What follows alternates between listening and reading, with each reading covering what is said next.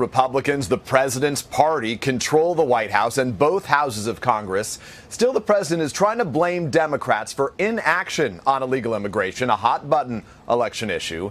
But he's now acknowledging that his claim that Middle Easterners are among that caravan of migrants is unfounded. President Trump confronted about his incendiary claim that unknown Middle Easterners are embedded in the migrant caravan, initially defending his assertion. I have very good information. Then admitting he has no evidence to back it up. There's no proof of anything. There's no proof of anything.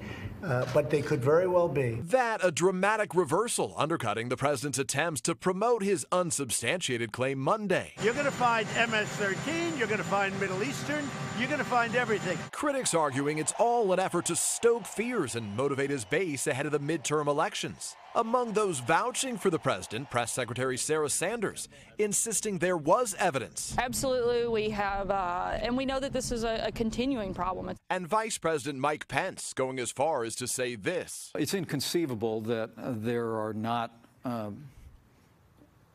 people of Middle Eastern descent in a crowd of more than 7,000 people advancing toward our border. Even as the president casts immigrants as potential terrorist threats. They've intercepted ISIS.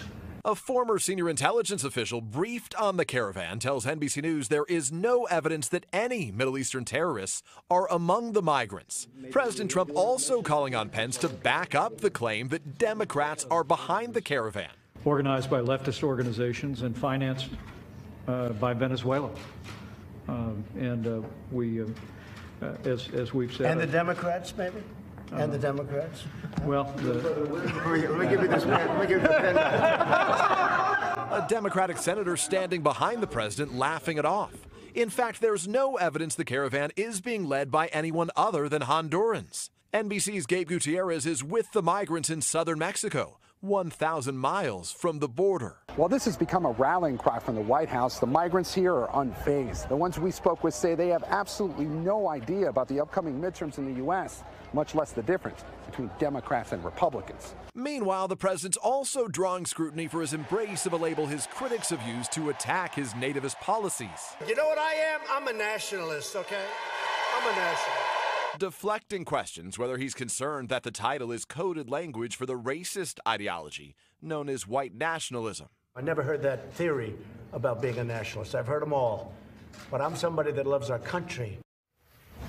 And meanwhile, Peter, on another topic, the White House National Security Advisor John Bolton met with Russian President Vladimir Putin on Tuesday, and now there's word about a possible Putin visit to the U.S.?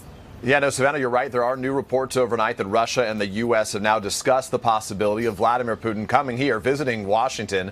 That's according to the Kremlin spokesperson. While wrapping up this visit in Moscow with Putin on Tuesday, the National Security Advisor John Bolton said that President Trump would welcome a meeting with Putin in Paris over Veterans Day weekend, when both men will be there to commemorate the 100-year anniversary of the end of World War I. It would be their first encounter since their visit together in Helsinki, Finland, where the president was accused of cozying up to Putin. Savannah and Hoda.